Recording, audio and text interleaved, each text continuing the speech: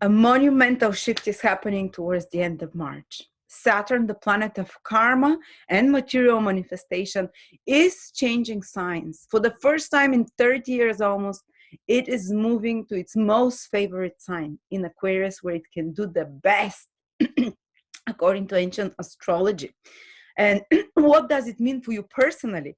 It means that the end of a serious problems in your life.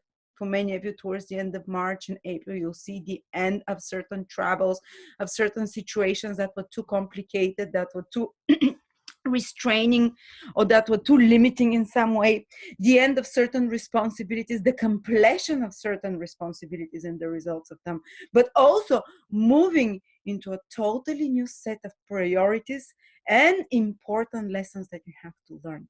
The start of a new bunch of karmic lessons with Saturn moving in Aquarius, which will actually give very good results by the end of this period. It's going to take about 2.5 years for you to see the results. It's almost like while Saturn was in Capricorn, you were building the foundations, you were building the structure of something, you were disciplining yourself. And when it moves to Aquarius, you're going to now build the infrastructure, you're going to build the connections and the networking to achieve that goal or that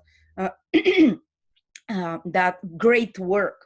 So there will be a refocusing, a change of directions for all of you gradually from the end of March, from one set of priorities and difficulties to solve and lessons to master to another set of priorities and lessons to master, which will end up in the fulfillment of a great work, in the achievement of a great work for you.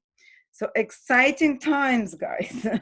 March also brings Mercury going direct. So great news, 2 planets in their own sign. So listen what's going to happen for each of the 12 signs. Plus, we are doing an apprenticeship, so our second apprenticeship, one-on-one with a tutor, with an amazing astrologer, the best astrologer I've ever seen, with the best predictive techniques, Victor. It's his second apprenticeship. We already had our first apprenticeship group, but you work one-on-one with the teacher, graduate, and out of that apprenticeship group, 4 people are going to be working with us, will be astrologers that you will see that they will do videos with us. So if you'd like to have a chance to work with us with Astrolada, or just to learn astrology as a master, come and join us for this apprenticeship. Very few people, he cannot take many because he works one-on-one with them, and it's 30 or 20% off till the 20th of March. Sagittarius, Sun, Moon, or Rising, March 2020. We'll first start with the influences that are specific just for March. And after that, we'll go to Saturn moving into a new sign. And that prediction will last for the next 2.5, 3 years, actually. All right. So the first thing is that Mercury is becoming direct in around the 10th of March.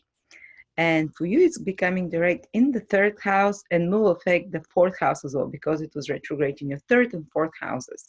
So after the 10th of March onwards, if there were some complications with communications, with emails, with documents, with transportation, some complications in relationships, of siblings, relatives, teammates, workmates, or even friends, or working in a small group environment, in a business environment of some sort, 3rd house rule, all of those things. If they were in some way complicated or delayed, or such commercial business activities, or communication activities, or administrative activities of any sort, marketing, advertising activities, product management activities, commercial transactions of any sort is the 3rd house. If any of those were delayed or complicated or required extra effort, extra use of skill, extra use of your intelligence while Mercury was retrograde, extra focus. Now when Mercury starts moving direct,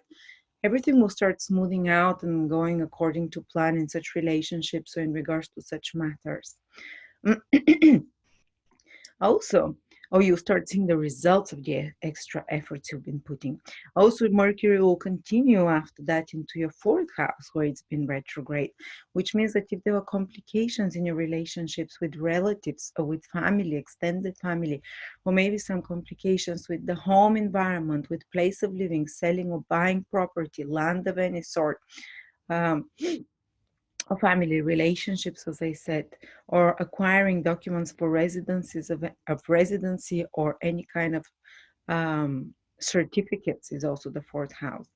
Then it's these complications or those efforts that you have to put extra will be smoothed out and will start, developing more according to expectations and not needing so much attention and not needing and problems there will disappear gradually.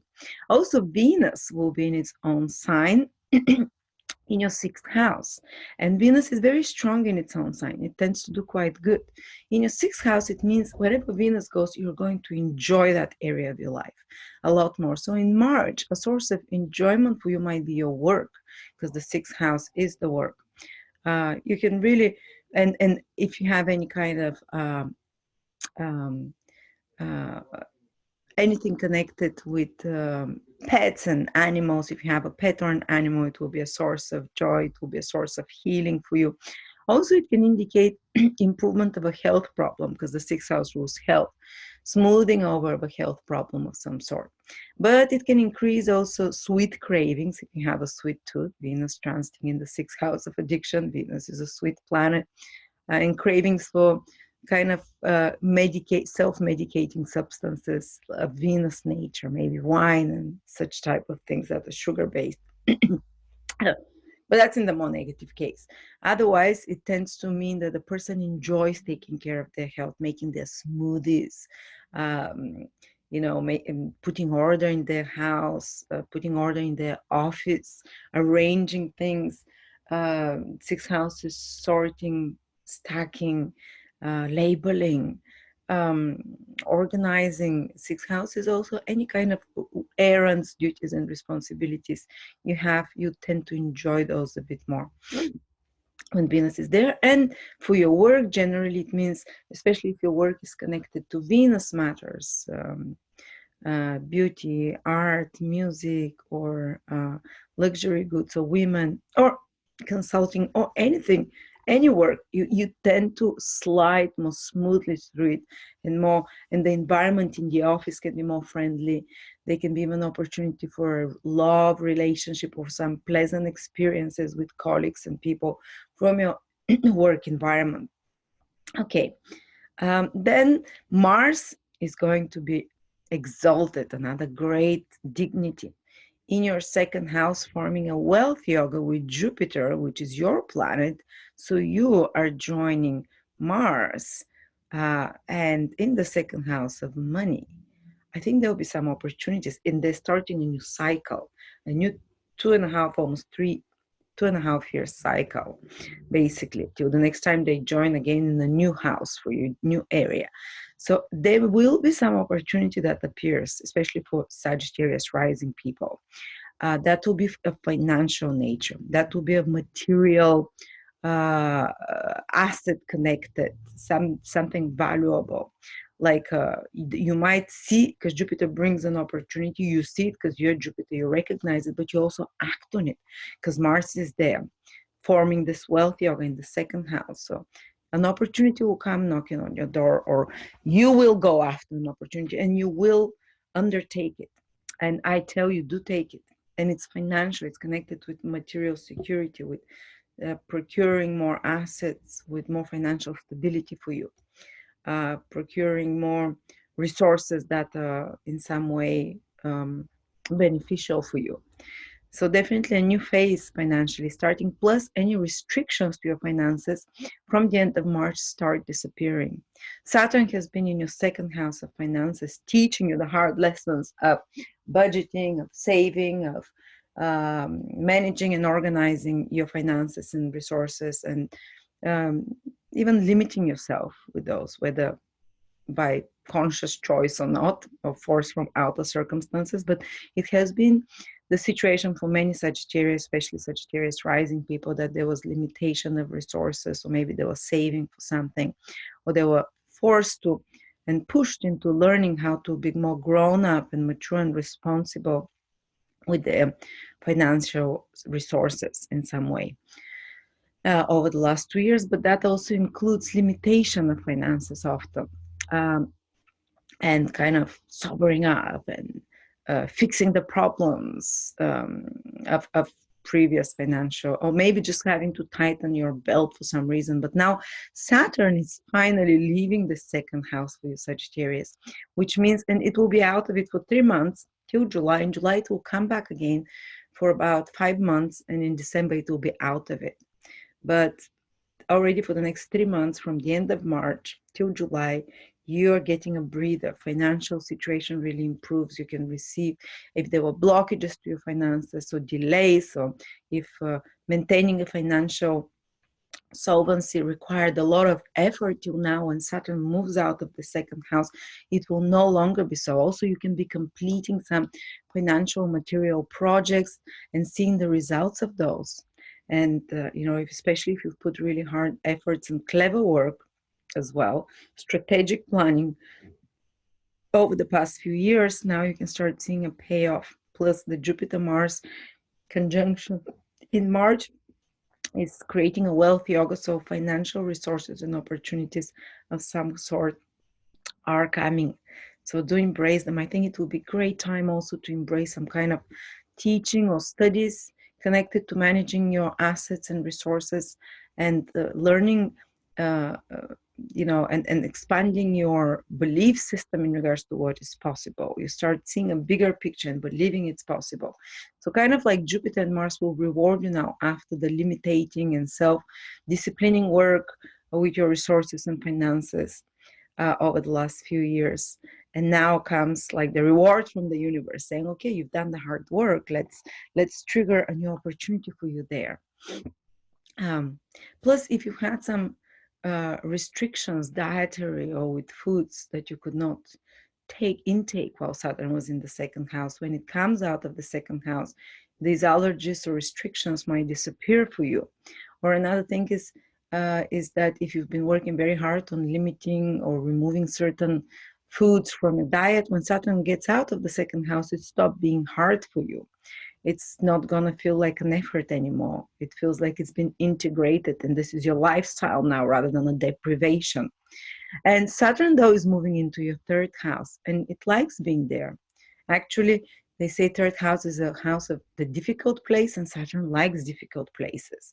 It gives you perseverance, and the third house is the house of learning skills. And Saturn gives self-discipline to master new skills. So huge focus for you for the next 2-3 years, and you'll get a glimpse for it from the end of March to July, is that you're going to push yourself to learn something hard. For some of you, any kind of skill that requires using your intelligence, that requires you, using your hands, your mind. So for example, some of you might want to learn to drive, but it's something that will require effort, might take longer. Some of you might try and learn to play an instrument. Others might try to learn to write software code. Others might learn, for everyone is a different thing.